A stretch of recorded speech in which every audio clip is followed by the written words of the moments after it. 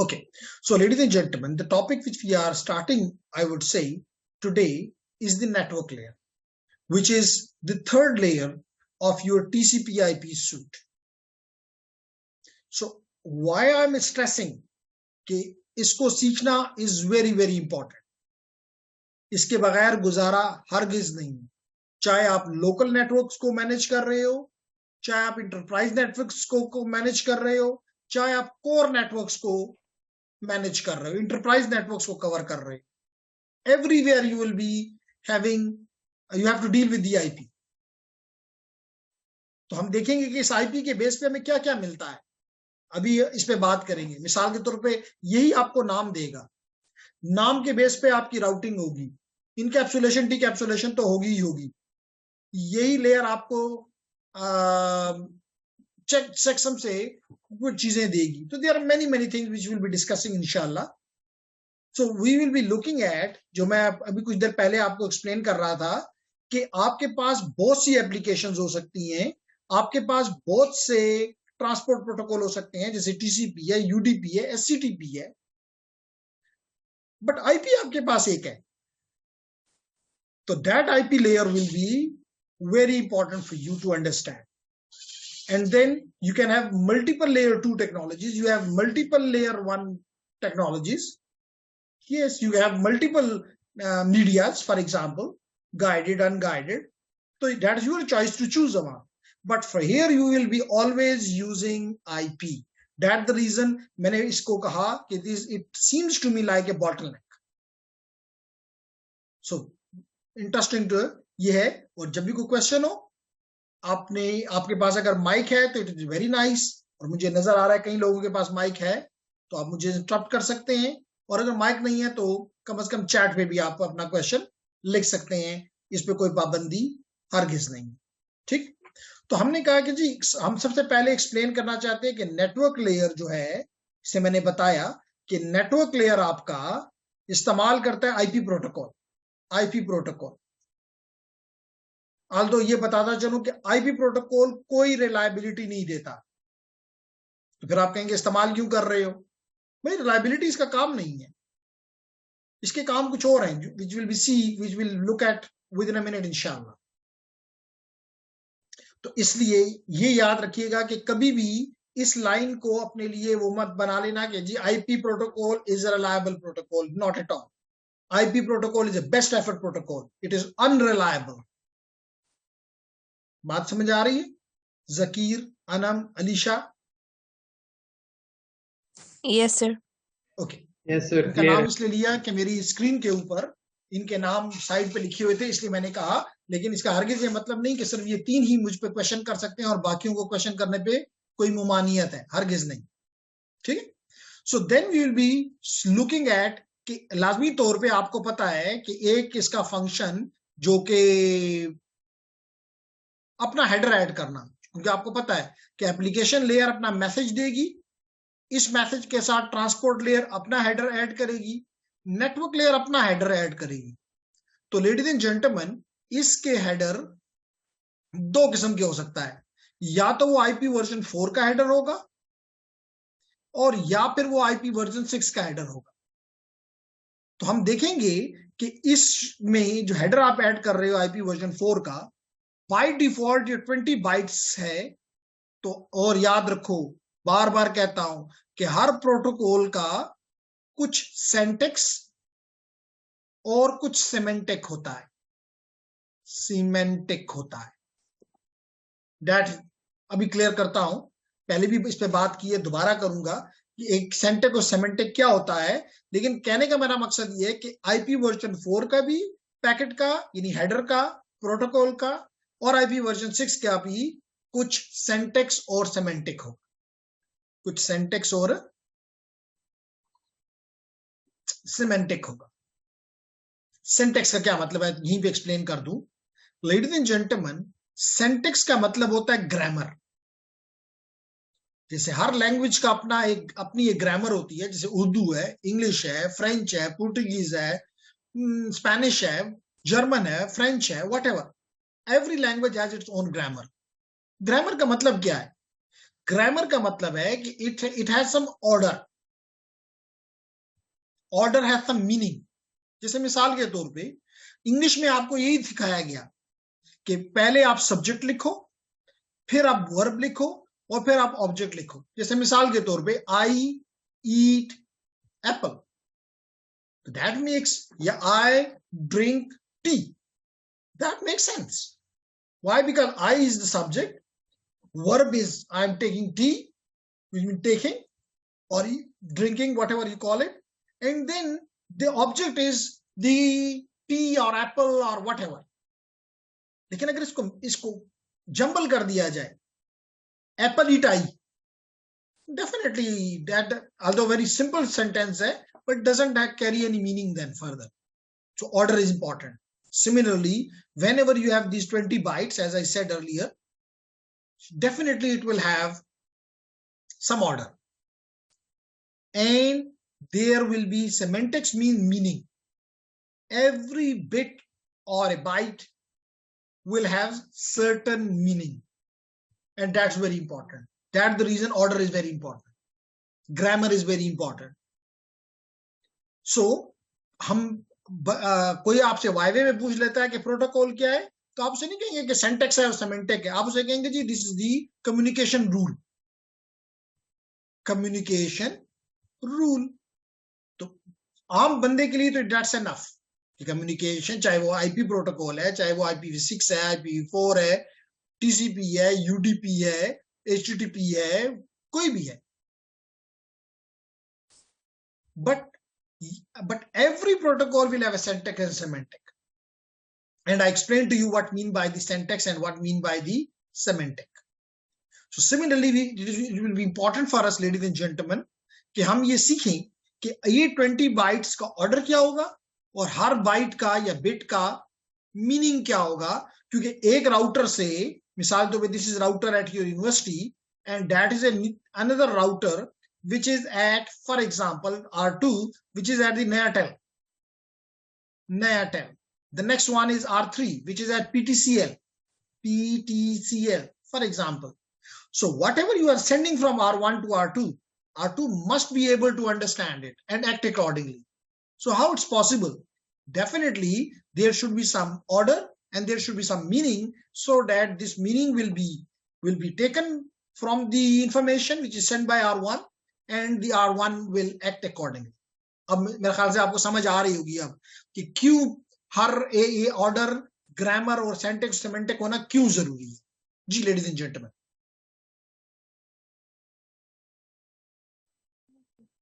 Yes sir, clear है. शाबाश. तो हम बात कर रहे हैं, तो हम इसके भी देखेंगे और हम IPv6 को भी देखेंगे, जिसके बाय डिफॉल्ट 40 बाइट्स हैं. तो आप कहेंगे जी 20 बाइट अच्छा है कि 40 बाइट अच्छा है. आपका ये क्वेश्चन भी बनता है कि जब IPv वर्जन 4 है, IPv4 है, तो IPv6 क्यों? ठीक है, वैलिड क्वेश्चंस हैं. That is something which I want to answer. तो we will look at them कि जी IP वर्जन 4 पैकेट क्या है, IP वर्जन 6 का क्या है, और हमारी स्ट्रेस क्या होगी. What is the syntax of this protocol and what is the semantic of this protocol, and we can't change it. Nobody can change because it is standardised. इसलिए नहीं कि किसी इलामी किताब से ये निकला है, नहीं. It is been standardised by some body. So now every vendor, everyone is using it accordingly. Okay, फिर हम देखेंगे कि हम आ जाएंगे कि हाउ ए होस्ट रूट्स. ठीक है ना. आप अगर मिसाल के तौर पे पिशावर में बैठे हुए हैं और आप एक पैकेट भेजना चाहते हैं US, Germany, France, wherever. So your packet will be routed through different machines and ultimately it will reach to the destination. So how? The host routes. Host means, for example, the routers. The answer is it will be using this pretty good IP and act accordingly. And then, ladies and gentlemen, every router has its own routing table. So we will see what is a routing table, very important, and how the router is using this route. Every router is using this routing table to forward or to route the packets is very important. So that's the reason all of these 4 or 5 points which are on your whiteboard, which are on your screen now are really important. So then comes the next slide, and we start with the characteristics. So as I said earlier, that the very important characteristics or functions or operations of the network layer are the following. मैंने आपको पहले बता दिया कि इसमें IP version 4 भी है, इसमें IP वर्जन 6 भी है. जब 4 था तो 6 की क्या जरूरत थी? Definitely I need to answer it. लेकिन जो 4 बेसिक ऑपरेशंस ये लेयर करती है आईपी की वजह से, जैसे मिसाल के तौर पे अगर मैं अभी आपको बताऊं कि for example if I use here CMD and I write here IP config, और मैं चाहूंगा कि अगर आप भी अपने कंप्यूटर पे कर सकते हैं, जो कि कर सकते हैं, करें, तो आपको पता चलेगा कि आपकी मशीन का भी इस तरह का कोई IP एड्रेस है. तो ये इसका मतलब है कि ये मेरी मशीन का नाम है, ये मेरा एक यूनिक नाम है. तो पहला काम आपने सीख लिया कि इस लेयर का फंक्शन है कि ये आपको एड्रेस प्रोवाइड करता है, ये आपको एड्रेस प्रोवाइड करता है. नंबर 2, ये आपको इस एड्रेस के बेस पे आपका पैकेट पाकिस्तान से जर्मनी पहुंच जाता है. या इस वक्त मैं यहां से बोल रहा हूं यूटी से, मुझे नहीं पता, लेकिन कि इस वक्त आप लोग कहां पे बैठे हैं. कुछ पिशावर में हो गए, कुछ आउट ऑफ पिशावर भी हो सकता है, कुछ आउट ऑफ केपी भी हो. तो these packet which are being constructed, may I say, at my laptop are going towards your device. So they are routed towards your device, your network. So that's इसकी base के ऊपर ये हो रहा है. और ये तो इसके अलावा भी हम बात करेंगे. ये एड्रेस हमने, यानी कि इस नेटवर्क लेयर ने डालना है. और कैसे डालेगा? हेडर ऐड करेगा अपना. ये इसने अपना हेडर ऐड किया जिसके अंदर कम से कम सोर्स का एड्रेस और डेस्टिनेशन का एड्रेस होगा, ताकि पता चले नेटवर्क को कि किसने भेजा और किसके लिए भेजा. इस अमल को हमने पहले से पढ़ा हुआ है कि हेडर को ऐड करने के अमल को क्या कहते हैं? इनकैप्सुलेशन. तो ये भी इसका एक फंक्शन है, ऑपरेशन है इस लेयर का. हर लेयर ही तकरीबन इनकैप्सुलेशन और डीकैप्सुलेशन का ये अमल, इनकैप्सुलेशन और डीकैप्सुलेशन तकरीबन क्या एवरी लेयर डू. इसलिए अगर हम इस पे ना भी लिखते तो बस आपको पता है कि हर लेयर का काम ये है कि अपना हेडर लगाता है, और जब ये डेस्टिनेशन में पहुंचता है तो उस हेडर को रीड करके रिमूव कर देता है. सिर्फ रीड नहीं करता, एक्ट भी करता है उसके मुताबिक. क्यों एक्ट कर सकता है? क्योंकि उनको पता है कि हर प्रोटोकॉल का अपना एक सिंटैक्स और सिमेंटिक है. Does it make sense? Yes, sir. शाबाश. तो इसलिए इनकैप्सुलेशन, शाबाश, इनकैप्सुलेशन और डीकैप्सुलेशन इंपॉर्टेंट है. There is something in the chat, and the chat is saying Muhammad Hassan is saying yes sir, which means he doesn't have any question. So nice.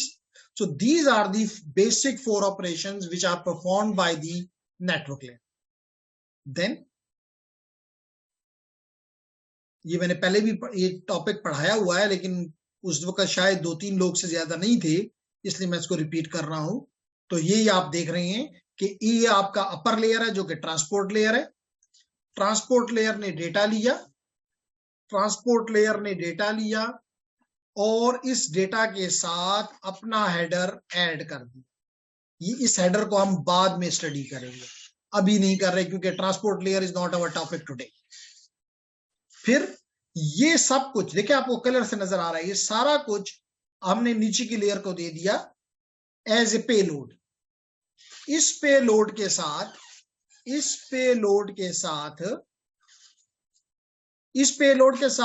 इस layer ने अपना header add किया, जो मैंने कहा 20 bytes का है. अभी क्लियर करूंगा. अगर आईपी वर्जन 4 है, अगर आईपी वर्जन 6 है तो 40 बाइट्स ऐड करने.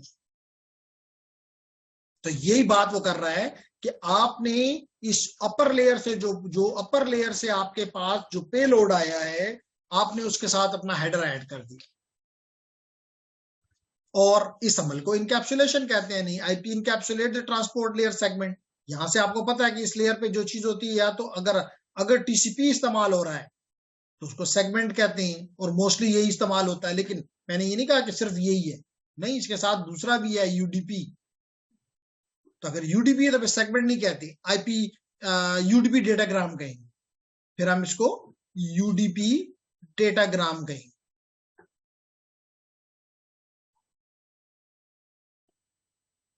ओके, तो जेंटलमैन, हम बात कर रहे थे कि सेगमेंट और डेटाग्राम जब नीचे की पे उसको दिया जाएगा डेटा, तो that data will be adding a header, so that phenomenon is called encapsulation.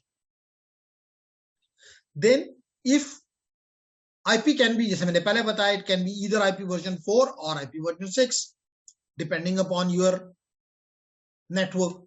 क्या आप वर्जन 4 पे हैं? जैसे अभी आपको जो नजर आ रहा था, हमारा जो नेटवर्क है वो IP वर्जन 4 पे है, लेकिन लाजमी नहीं, हो सकता है आपके घर में जो आपको आईपी इस वक्त मिल रहा हो, है आप में से कोई जिसने आईपी कॉन्फ़िगर करके देखा हो और उसको आईपी वर्जन 4 की बजाय आईपी वर्जन 6 का लंबा 128 बिट का एड्रेस नजर आ रहा हो, like this something like this, which is an hexadecimal. हो सकता है आप में से कुछ लोगों का एड्रेस आईपी वर्जन 4 का ना हो, देखें साथ इसके लिखा भी आपको नजर आ रहा है, IP version 6 address, IP version 4 address. Do you got my point ladies and gentleman? है आप में से कोई जिसका नेटवर्क आईपी वर्जन 4 की बजाय आईपी वर्जन 6 पे है? जस्ट आईपी कॉन्फ़िगर करके देखें and let me know.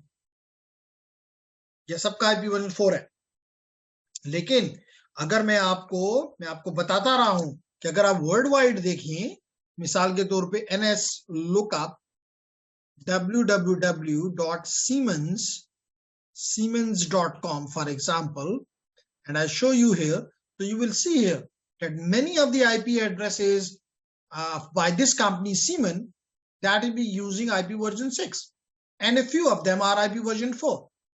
That's the reason, ladies and gentlemen, मैं बार बार ये कहता हूं कि हमारे जब 20 years back हम सिर्फ IPv4 पे खुश थे, लेकिन now IPv4 are no more available. अगर आप कोई नया नेटवर्क बनाना चाहते हैं, जो कि बनेंगे, नेटवर्क को कोई रोक नहीं सकता, so in this case you will always be going for IP version 6.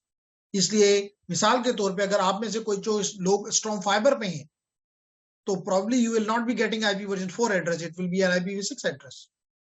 Make sense? Yes, sir. Okay, Maros.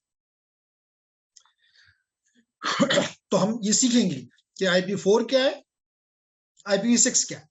तो कहता है एंड नो इम्पैक्ट, इसका लेयर 4 के साथ कोई तल्लक नहीं है कि सेगमेंट आया है तो नहीं जी मुझे तो IPv6 इस्तेमाल करने की सेगमेंट नहीं, ये इस लेयर का काम। तो हम कहते हैं IP packet will be examined bye all layer 3 devices, mostly routers. Layer 3 device की जब भी हम बात करते हैं तो इट मींस रूटर्स।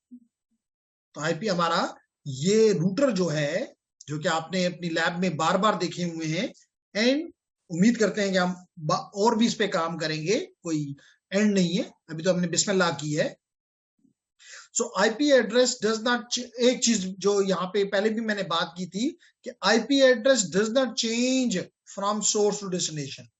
यानी कहने का इसका मतलब यह है कि मिसाल के तौर पे मेरा और सोचें तो लगता भी ठीक है कि अगर मैंने ये पैकेट भेजा है ए, मेरी डेस्टिनेशन है फॉर एग्जांपल जी, तो जब ये पैकेट यहां से यहां जा रहा है ए से जी तक, हो सकता है रास्ते में बहुत सी नोड्स हों, तो सबको ये पता चलना चाहिए कि ये एहसान ने ए ने भेजा है और जी इसकी डेस्टिनेशन है, इसको चेंज नहीं होना चाहिए। अंडरस्टैंडेबली ये बात क्लियर हो रही है।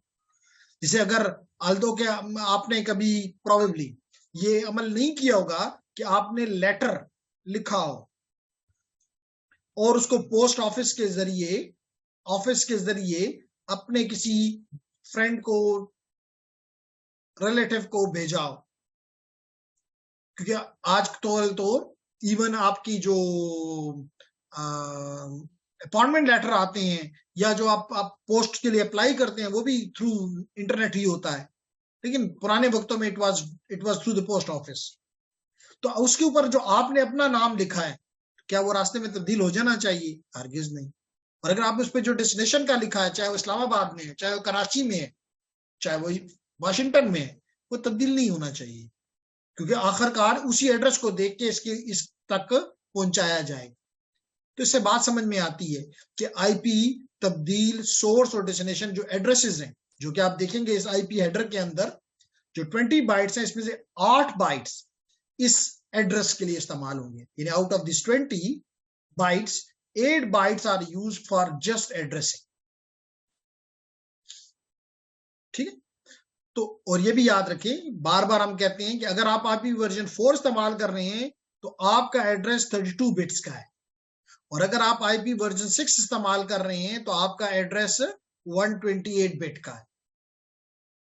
ठीक है, जैसे अभी आपने देखा कि यहाँ पे अगर मैंने जिससे आपको कुछ देर पहले दिखाया, देखें ये आप इसको मिसाल के तौर पे देख लें, तो ये देखें 8 बिट्स, 16, 24, 32, तो it is 32-bit address if you are using IP version 4.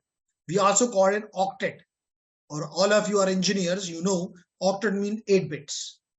So this is, or may I call it 1 byte, 2 byte, 3 byte, 4 bytes. So I may say IP version 4, I may say IP version 4 is 4 bytes, 4 octets, or 32 bits. And it is written in the it is written in the decimal, dotted decimal notation. This is whatever you are looking at your screen. This is called dotted decimal notation. Why we call it dotted decimal? Because these are the decimal values and there is dots between the decimal values, right? While this is the 128 bits. So these are 16 bits, 16, 16, 16, and you can say 1, 2, 3, 4, 5, 6, 7, and 8. 8 times 16 makes 128. This is in hexadecimal. Okay, everyone clear?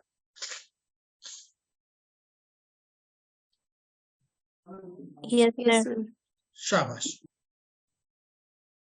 सो हमने, लेकिन ये मैं आपको फिर भी बताता चलूं कि ये कहना इज ट्रू, और होना ऐसा ही चाहिए कि सोर्स और डेस्टिनेशन का एड्रेस जो ये 8 बाइट्स हैं, ये कभी भी तब्दील नहीं होती, लेकिन एक केस में तब्दील होती हैं जो कि हर जगह इस्तेमाल होता है, and that is called net. Net means network address translation.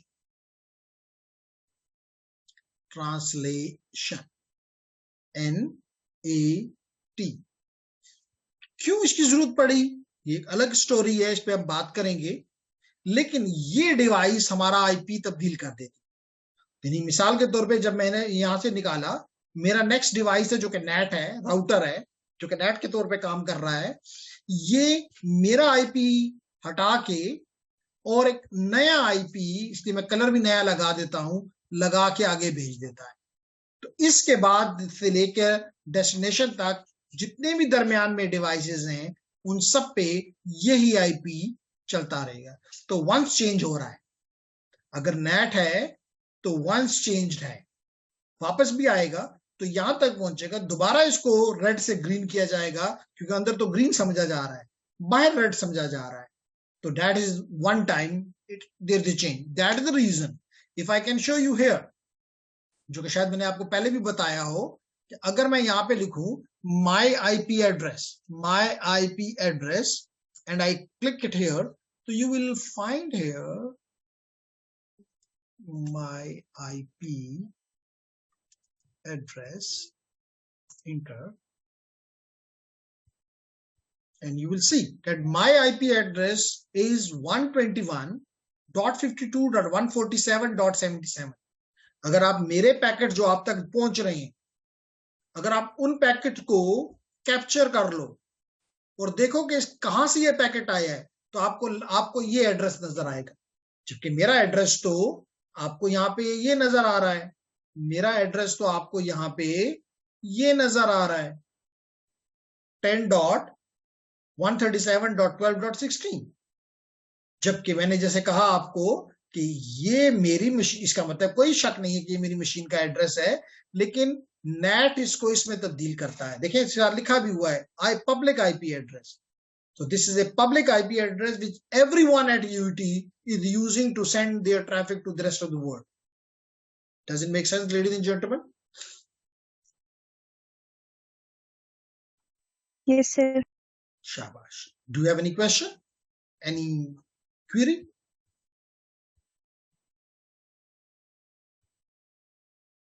No? Okay. No, sir. Shabash. So then we move further. तो नेट आपको थोड़ा समझ आ गया, हम इसको इंप्लीमेंट करेंगे तो फिर और भी, लेकिन कम से कम आइडिया आपके पास होना चाहिए। अब याद रखो कि आईपी जो है इसकी बेसिक कैरेक्टरिस्टिक्स ये हैं कि ये कनेक्शन लेस है नंबर 1, ये बेस्ट एफर्ट है नंबर 2, और ये मीडिया इंडिपेंडेंट है नंबर 3। ईच टर्म को एक्सप्लेन करता हूं, लेकिन there is something in the chat. In the chat is saying private address is not pingable then Kainat. Kainat within the LAN it is pingable, within the LAN it is pingable। जैसे मिसाल के तौर पे I can show you here कि अगर कायनात को मेरा IP नजर आ रहा है which is this one .16 12.16 while my gateway is 12.5, so we are both part of the same LAN. Me and my gateway are both part of the same LAN. So if I ping, for example, the address is 10.137.12.5 and I go here and I ping it. So it is 10.137.12.5, which is my gateway, and you can see it is pingable. But this address is not visible outside my network.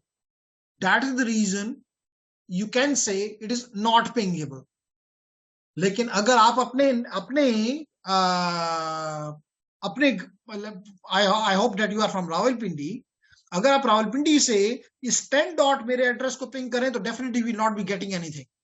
लेकिन if you are writing my address as 121.52.147.77, definitely you can ping me।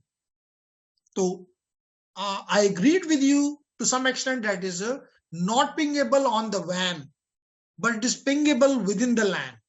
So we should be clear here. And there is something, sir, how does the IP address get changed to the public one? How does this happen? It's very simple, Rija. Rija, the question is, question ये है कि ये address कैसे तब्दील होता है?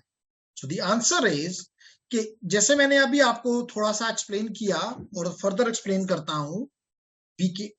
और question ये है कि मिसाल तो पे ये मेरी मशीन है and I write here my machine as M1। Now this जब ये अपना हेडर ऐड करेगा आईपी लेयर, नेटवर्क लेयर, तो ladies and gentleman you will find that it will put as address which is 10.137.12. I don't remember what was my IP address, but probably it was 12.16. Okay, so it will add this 12.16 and it is a private, this is called as the private IP address, which we'll be studying in the next module, which is module 9 or 10, 9. Yeah, so this is a public IP, private IP address. The problem with this private IP address is Rija, that it is unique. It is unique, but within the LAN only, within the local area network, my local area network, mean the UET or EDOROM. Because I am, you can see here that I am part of the network which is a EDOROM. And in the EDOROM, this is my unique IP. But in the world, this is not unique. The same IP might be used in Peshawar at many different places. It will be used at many different cities, continents, thousands of times. That's the reason, because it is no more unique within the WAN jurisdiction. Nobody can reach to me by using this IP address. So what we do then? We place a device here, which we call as the NAT, which is mostly the router. Now this device को हम कहते हैं कि जी जो भी packet तुम्हारे पास आए, तुम उसको इस IP से रिप्लेस कर दो, which is 121.52.147.77. So जब भी रिजा ये पैकेट यहां से जाता है, यहां से मेरी मशीन से, जिसका IP एड्रेस ये है, ये मशीन उसको 121.52.147.77 पे चेंज कर देती है. इसलिए तो इसको ट्रांसलेशन कहते हैं. इसलिए तो यहाँ ये टी इस्तेमाल किया गया for translation. This T for translation, because it is translating, and this is the public IP, which is unique worldwide, globally unique, globally. So the job of this machine, this NAT, is that it will transform or translate the private IP address, which is unique within the LAN, to an address which is public and which is unique globally, which is in this case this one. So this address is unique. Okay जी, तो हम बात कर रहे थे कि किस तरह ये प्राइवेट आईपी पब्लिक में इन दिस डायरेक्शन, और ये from the public to private back translate होता है, and that is being done by the NAT. क्या आई थिंक रिजा का क्वेश्चन था. Riza, is it clear now to you? Or if you have another further question on the same topic, I'll be happy to respond.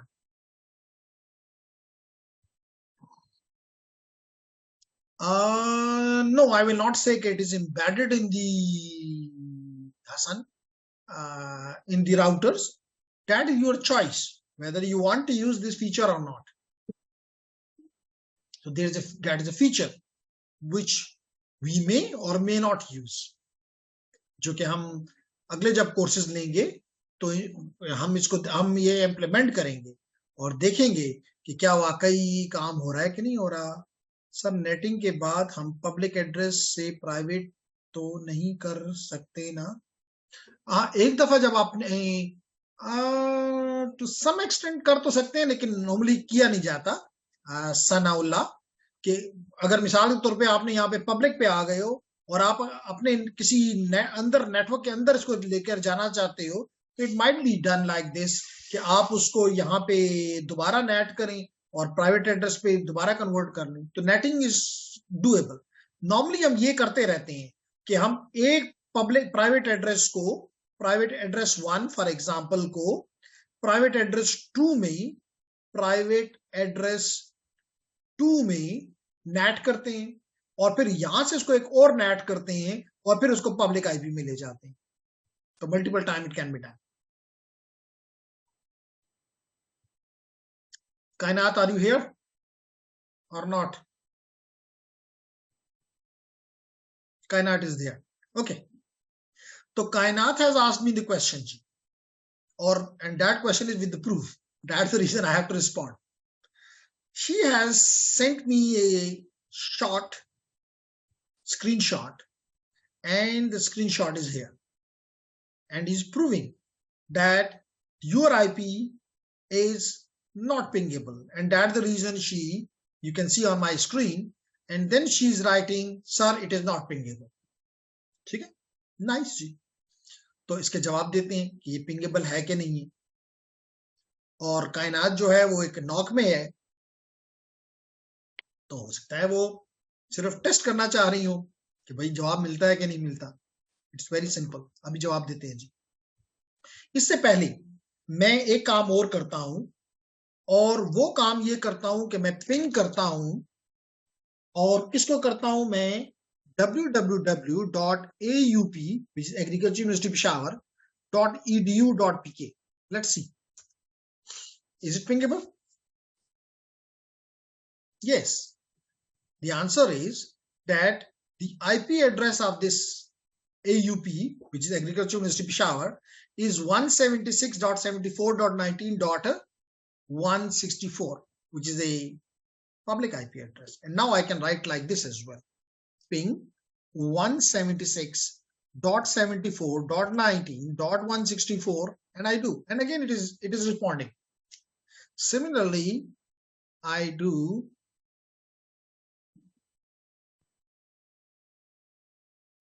okay. Now I write here ping www.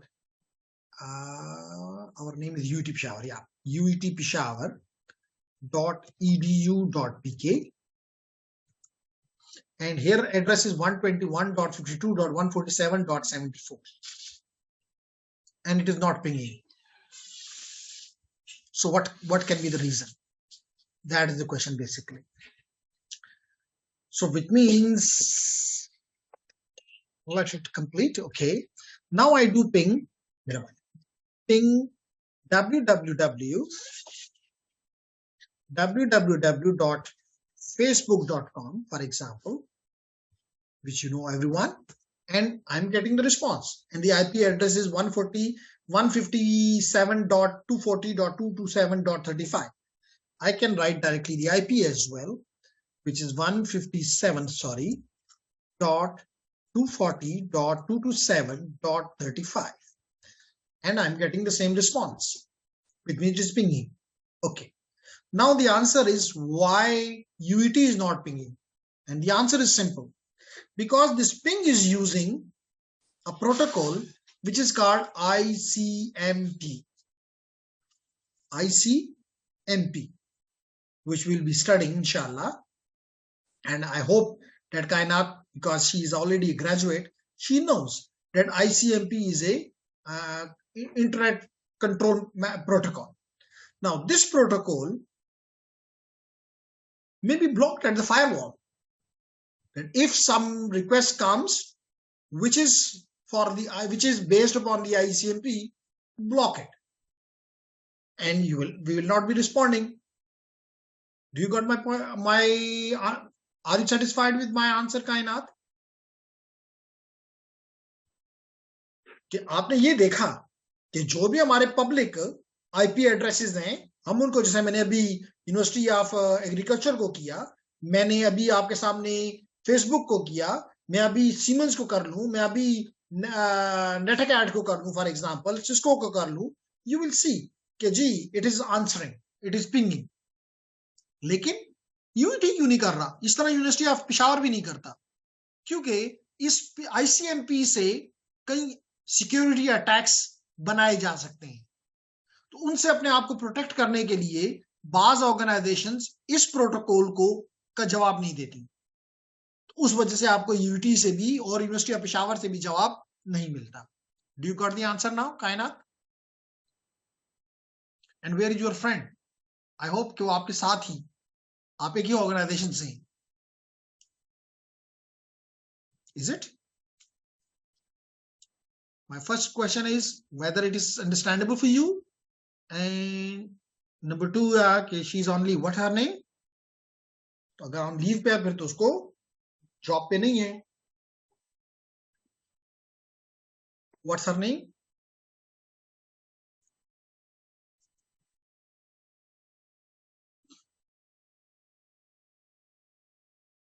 Hadika. या तो उसे हदीका को कहें कि regular हो जाए. वो काफी टाइम से अगर one thing, certificate is not important, important is your skills. जैसे अभी आपने एक क्वेश्चन किया तो आपकी एम्बिग्विटी दूर कर दी गई. इसका हरगिज ये मतलब नहीं था कि मैंने ऐसे मजाक में कहा कि जी आपको पहले से हो सकता है पता हो, थोड़ा सा आइडिया हो, ना हो, डजंट मैटर. तो क्वेश्चन करने पे तो मजा आता है क्लास का, उससे तो पता चलता है कि लोगों को कितना इंटरेस्ट है.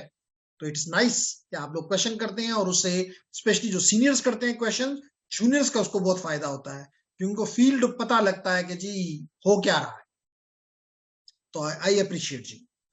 तो लेडीज एंड जेंटलमैन, हम बात कर रहे थे कि ये जो अभी मैं इसको रब कर देता हूं, इरेज कर देता हूं, ताकि मैं इन 3 टॉपिक्स जो कि मेरी स्क्रीन पे आपको दिखाई दे रहे हैं उनको मैं एक्सप्लेन कर सकूं कि कनेक्शन लेस किसे कहते हैं और बेस्ट एफर्ट किसे कहते हैं इंटरनेट की टर्मिनोलॉजी में, मीडिया इंडिपेंडेंट किसे कहते हैं, वगैरह वगैरह।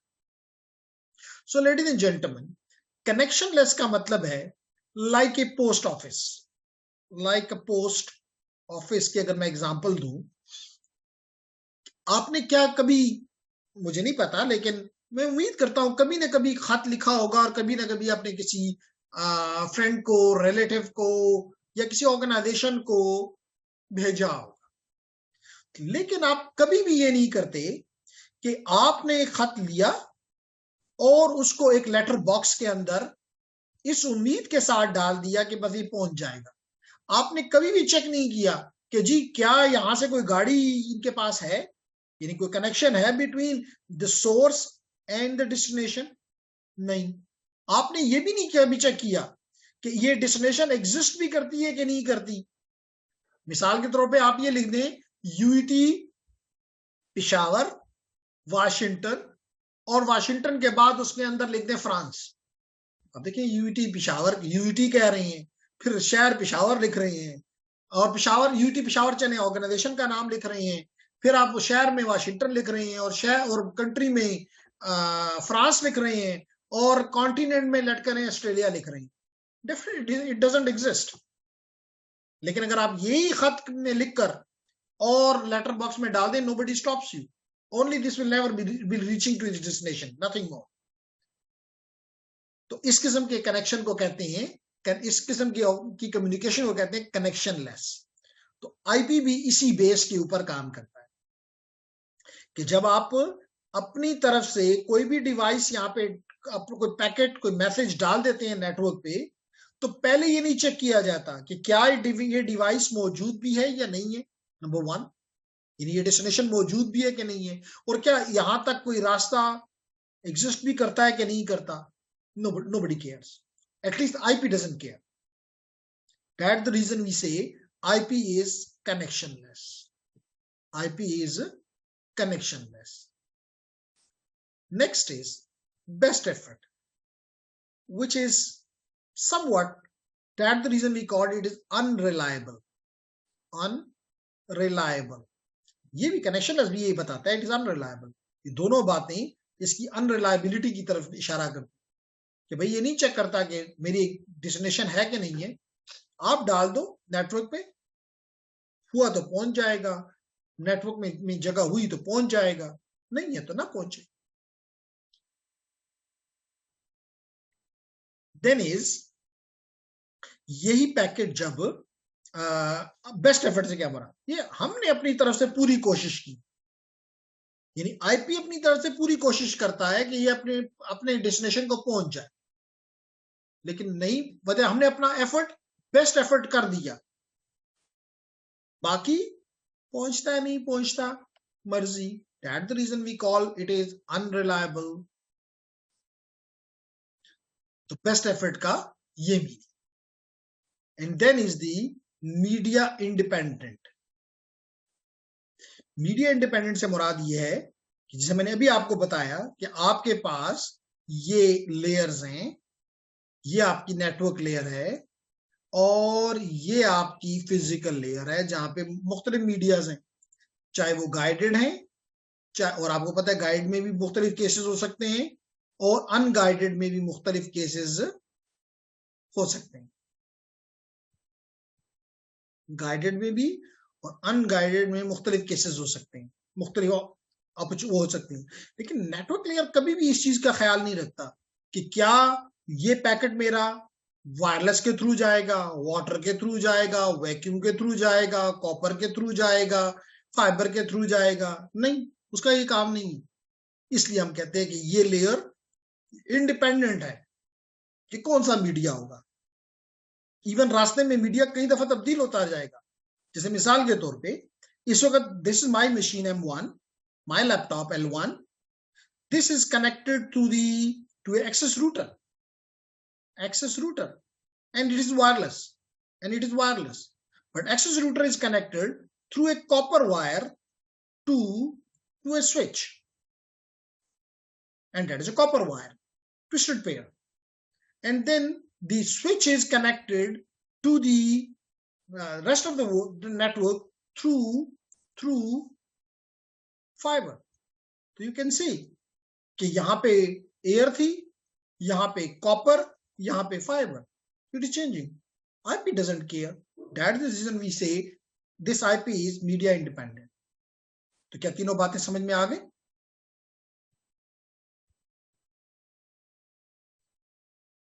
शाबाश. Yes, sir. शाबाश. So मैंने अभी बताया कि कनेक्शन, शाबाश, कनेक्शनलेस का मतलब क्या है? जैसे मैंने अभी आपको कहा कि ये आपका लेटर बॉक्स है, मेल बॉक्स है, जो भी कहते हैं, आपने इसमें लेटर सेंड कर दिया, डाल दिया, इस उम्मीद के साथ कि पहले से कोई कनेक्शन आपके इस शहर ने, मिसाल के पेशावर ने इस्लामाबाद के साथ कोई कनेक्शन पहले से नहीं बनाया था. This is connectionless. So it does not establish a connection. लेकिन इसके मुकाबले में, लेडीज एंड जेंटलमैन, अगर आप अपनी मोबाइल को देखें, तो आप जब अपनी मोबाइल से कॉल करते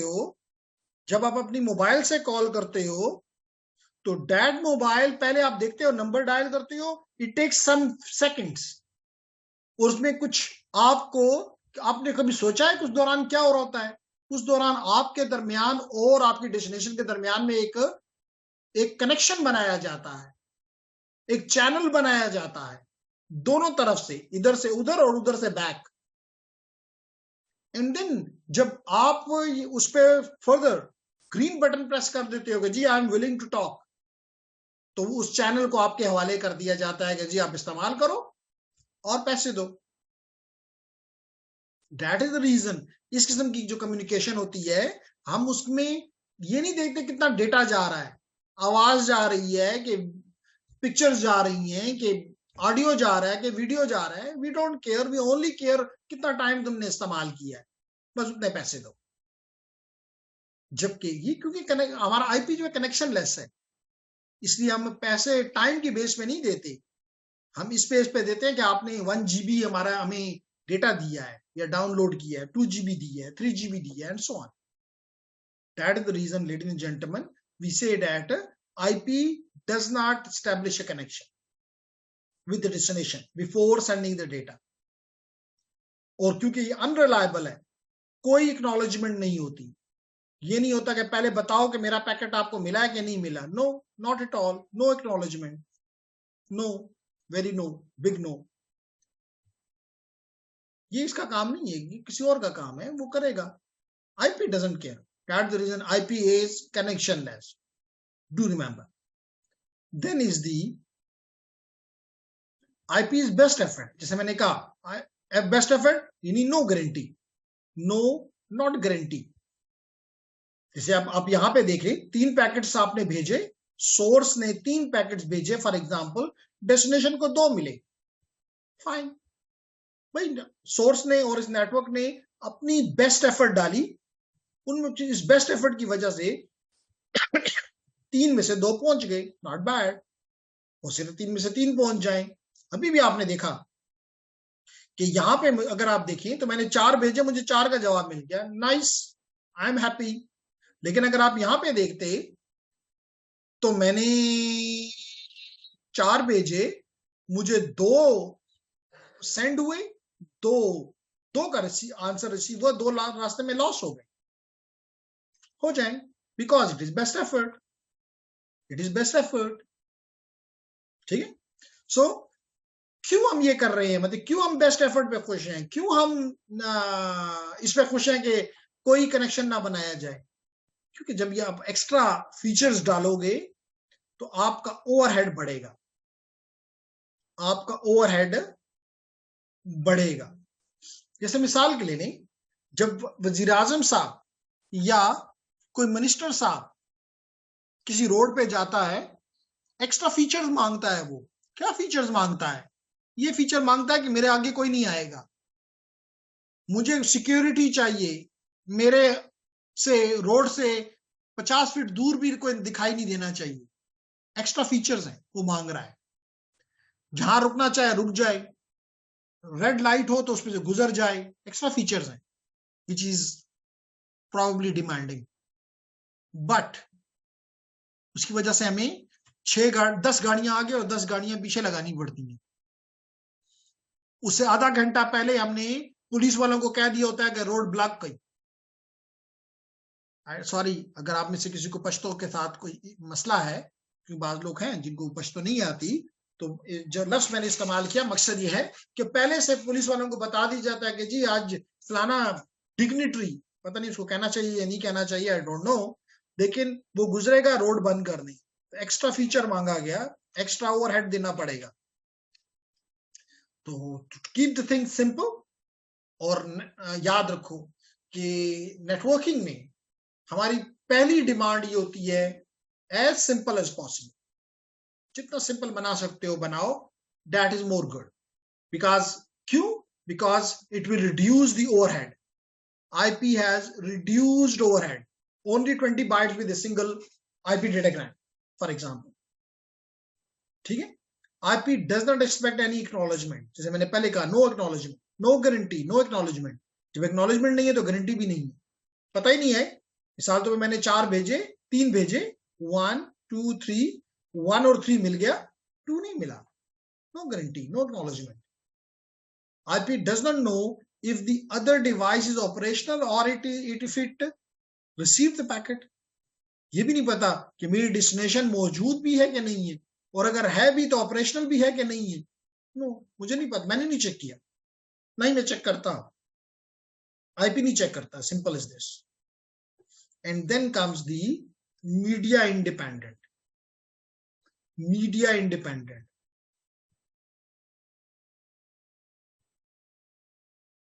मीडिया इंडिपेंडेंट जैसे मैंने अभी आपको कुछ देर पहले बताया, वही एग्जांपल वही कुछ यहाँ पे भी कोट कर रहा है कि यहाँ पे आपका कॉपर, यहाँ पे कॉपर ईथरनेट है, यहाँ पे कॉपर सीरियल है, यहाँ पे फाइबर है, यहाँ पे फिर कॉपर है, यहाँ पे फिर वायरलेस है। So you can see at different points there are different type of media which are our physical layer is involved, but IP is not caring about this क्योंकि वो इसके जुरिस्डिक्शन में है ही नहीं, इन शॉर्ट। इसलिए हम कहते हैं कि IP is independent, media independent. IP does not concern itself with the type of frame required at the data link layer or the media type at the physical layer. ना वो इससे उसको कोई तलक है IP को कि उसने ईथरनेट से जाना है, इसलिए उसने लिखा है यहाँ पे frame required, frame required.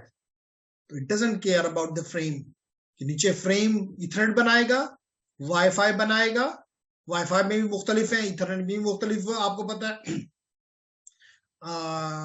Standards हैं। जिगबी बनाएगा, ब्लूटूथ बनाएगा, ये मेरा काम नहीं है, नेटवर्क लेयर का काम नहीं है। इसलिए हम कहते हैं कि ये इस लेयर 2 से भी इंडिपेंडेंट है और लेयर 1 से भी इंडिपेंडेंट है। IP can be sent over any media, for example copper, fibre, wireless, water, vacuum, blah ब्ला।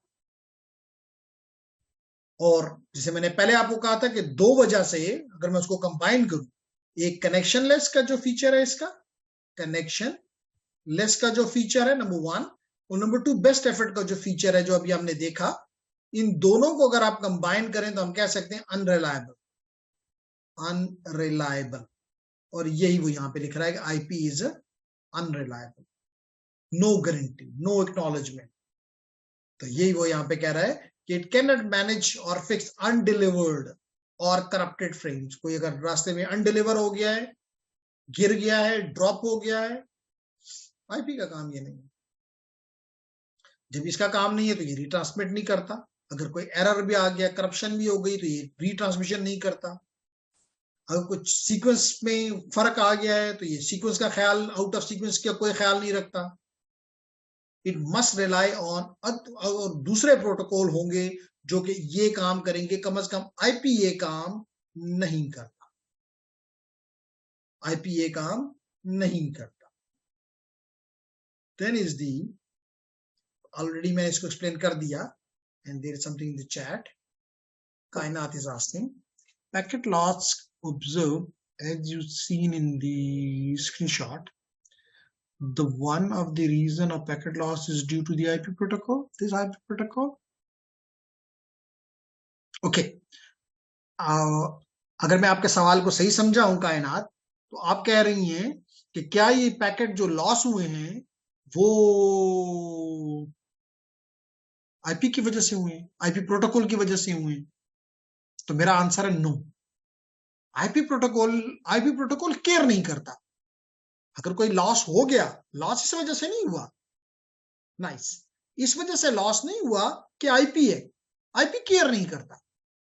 अब जैसे मिसाल के तौर पे आप कुछ अपनी जॉब से, अपने घर से कुछ, अपनी जॉब जहां भी लोकेशन है वहां पे कुछ चीज लेकर गई, रास्ते में आपने वो गुम कर दी. अब उसके लॉस की वजह आप नहीं है, मे बी वो चोर है जिसने आपसे चोरी कर ली, जिसने रास्ते में आपके हाथ से छीन लिया, वो रिस्पॉन्सिबल, उसकी वजह है. आईपी ने सिर्फ आपका गुनाह ही है कि आपने उसकी केयर नहीं की. आपने अपनी साथ की सीट पे रख दिया और आराम से बैठ के मोबाइल पे काम करना शुरू कर दिया, और साथ वाले बंदे ने देखा कि मोबाइल पे लगी हुई है कायनात, चलो ये चीज उठाओ और निकल जाओ, उतर जाओ गाड़ी से. बस ये कायनात की गलती है कि वो केयरलेस है, अनरिलायबल है. किया किसने, लॉस किसकी वजह से हुआ? वो बंदा जिसने चोरी की. इसी वजह से जैसे मैंने अभी आपको बताया कि जो आपने कहा कि मेरी स्क्रीनशॉट में जो प्रोबेबली आप इसकी तरफ इशारा कर रही हैं, आप इसकी तरफ इशारा कर रही हैं, ये जो आपने कुछ देर पहले भेजा कि क्या ये 4 पैकेट जो है वो आईपी की वजह से गिरे? नहीं, ये फायरवॉल की वजह से गिरे, जिसको आपने ट्रेन किया कि आईसीएमपी के पैकेट आए तो जवाब मत दो. इसमें आईपी का क्या कसूर? आईपी ने सिर्फ ये किया कि चाहे वो गिर गए, डजंट केयर, बस उसकी ये खामी है, बाकी कोई खामी नहीं. क्या मैंने आपको सवाल का जवाब दे सका?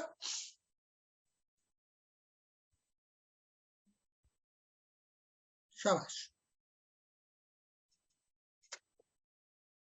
Is it understandable and agreeable? कायनात, क्या बाकी लोगों को ने सवाल ना करने की कसम खाई है? एग्जाम में आपके सुपरवाइजर्स ने, आपके सुपरिटेंडेंट्स ने आपको ये मना? No sir, university of agriculture, then some packet loss observed. Okay.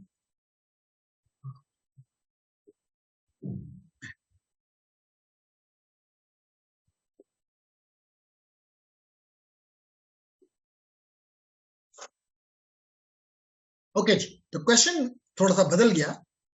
Question ये है कि जब मैंने यूनिवर्सिटी ऑफ एग्रीकल्चर को पिंग किया तो लेट कर मैंने 4 पैकेट भेजे, 4 में से 2 पहुंच गए, उनका जवाब आ गया, 2 लॉस हो गए, तो क्या वो आईपी की वजह से लॉस हुए?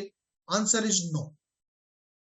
वो लॉस इस वजह से, मिसाल के तौर पे ये मैं हूं, ये M1 मैं हूं, और ये for example university of agriculture, university of UA for example.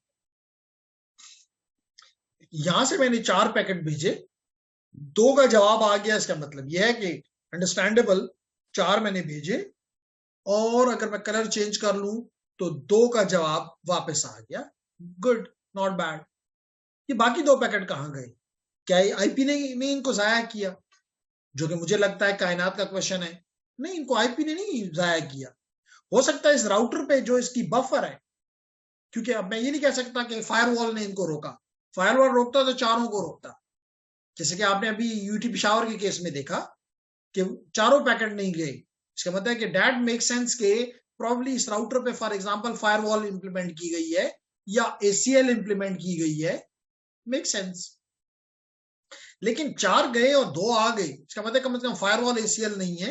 हो सकता है इस वक्त इस राउटर का जो मेमोरी थी वो फुल हो गई थी, और उस वजह से और बफर में और जगह नहीं थी.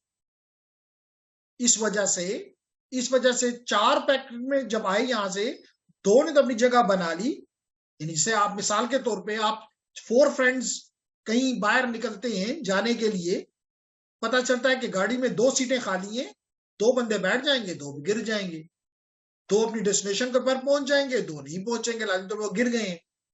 तो माइट बी द रीजन कि किसी एक मशीन के ऊपर वो, या मे बी बफर की रीजन ना हो, मे बी वो मशीन हैविली बीसी थी उस वक्त, उसके बाद प्रोसेसर और नहीं था for example, that was the reason उसने उन पैकेट्स को नहीं, या हो सकता है उनमें कोई एक बिट करप्ट हो गई हो, एक या एक से ज्यादा, मुझे क्या पता, नॉन अंडरस्टैंडेबल बन गया, मे बी उनका एड्रेस ही करप्ट हो गया, पैकेट को ड्रॉप करना पड़ा। तो क्या मेरा सवाल का, क्या आपको आपके सवाल का जवाब मिल गया कायनात?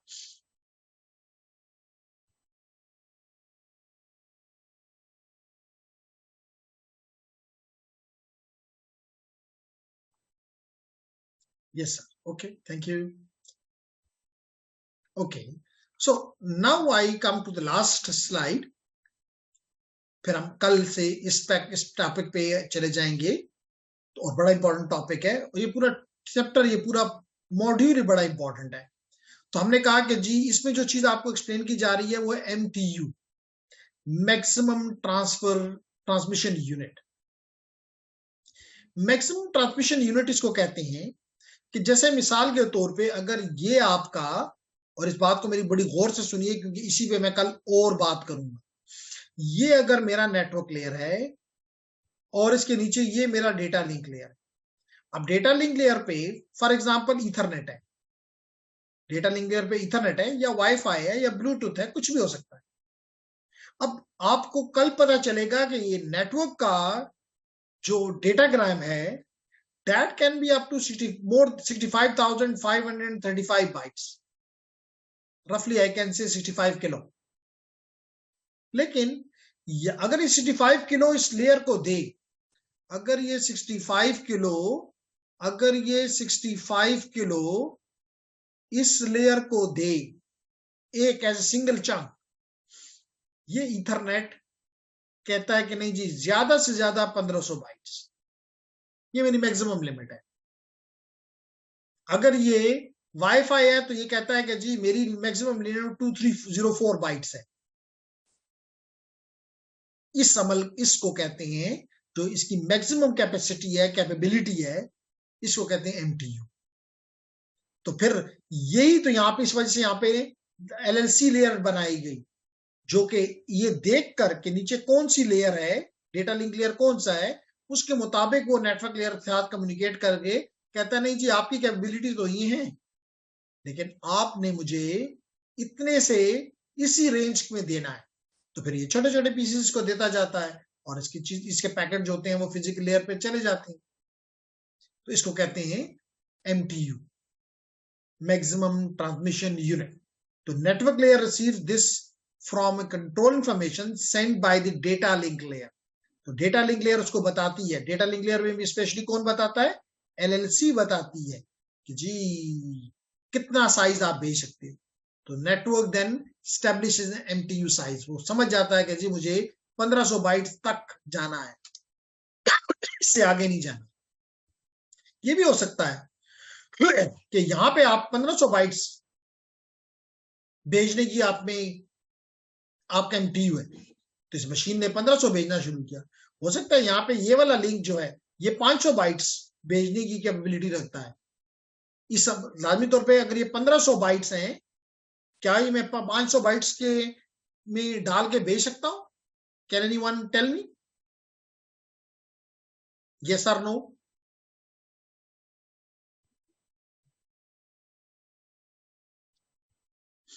शाबाश, माइक तो सबके पास है, क्यों इतनी खामोशी है? And the answer is Mansoor, kindly repeat. Question ये किया है मैंने मंसूर कि अगर यहाँ पे 1500 बाइट्स का एक फ्रेम आया, 1500 बाइट्स का, क्या मैं इस 1500, और ये कहता है 500 से ज्यादा बड़ा फ्रेम मैं नहीं बर्दाश्त कर सकता, मैं नहीं ले जा सकता, ये वाला लिंक जो सीरियल लिंक है, पॉइंट टू पॉइंट लिंक है, तो क्या मैं ये 1500 बाइट्स इस 500 बाइट्स पे रख के भिजवा सकता हूँ? सर फ्रेगमेंट्स में डिवाइड करके ले जाएंगे फिर। तो इसका मतलब ये हुआ कि सनाउल्ला कह रहे हैं कि यस सर, लेकिन नहीं सनाउल्ला नहीं। मिसाल के तौर पे आपने एक बस है, रास्ते में जा रही है जिसमें 50 लोग बैठे हुए हैं, वो गाड़ी लेट करो खराब हो गई, ज्यूम कर लो। आगे जो है कार है, क्या वो 15-50 लोगों को कार बिठा के ले जा सकती है? तो सनाउल्ला कहेगा नहीं, तो यहां पर भी नहीं। तो इस वजह से फिर आपको इस बड़े पैकेट को, इस बड़े फ्रेम को छोटे फ्रेम में भी तोड़ना होगा, and that phenomenon is called fragmentation. क्या आपने इस 1500 को, हो सकता है पहला वाला जो हो वो 400 का हो, दूसरे वाला जो है वो 470 का हो, तीसरे वाला जो है वो 300 का हो, फॉर एग्जाम्पल, जब तक ये 1500 बाइट्स पूरे नहीं होते। ये एक बड़ा फ्रेम जो था वो छोटे फ्रेम्स में तोड़ दिया जाएगा, and that phenomenon is called fragmentation. although इससे लाजमी तौर पे लेटेंसी बढ़ेगी कि पहले इसको तोड़ोगे फिर इसको जोड़ोगे, लाजमी तौर पे लेटेंसी बढ़ेगी, प्रोसेसिंग बढ़ेगी, लेकिन इसके अलावा हल नहीं। बात समझ आ गई? Router goes from Ethernet with slow WAN, smaller MTU, yes, like here मैंने आपको एग्जांपल दी। तो this is called the reason for fragmentation। अगर आपको कोई क्वेश्चन है तो मोस्ट वेलकम, और अगर नहीं है तो कल इंशाल्लाह ताला मैं यहां से आगे कंटिन्यू करूंगा। और जो आपके फ्रेंड्स अभी तक सो रहे हैं कि जी पढ़ना नहीं है, एग्जाम हो गए हैं, तो उनको याद दहानी करा दें कि एग्जाम हो गए हैं, खत्म हो गए, अब नहीं स्टार्टअप है। आप लोगों ने अगर क्लासेस मिस करते रहेंगे तो फिर फायदा नहीं होगा। फिर 4 साल की डिग्री से अगर फायदा नहीं हो रहा तो फिर ऐसे कोर्सेज से क्या फायदा होगा? तो इसलिए मैं उम्मीद करता हूं कि कल 10 लोग नहीं होंगे, बल्कि जो जो आपके करीब हैं उनको मेरे तरफ से मैसेज दे दें कि रेगुलर हो जाएं और चीजों को सीखना शुरू करें। Do you have any question ladies and gentleman? No, sir. Okay. Good, sir. Okay, Zakirullah. So I stop here and inshallah see you tomorrow. Till then, Allah Hafiz.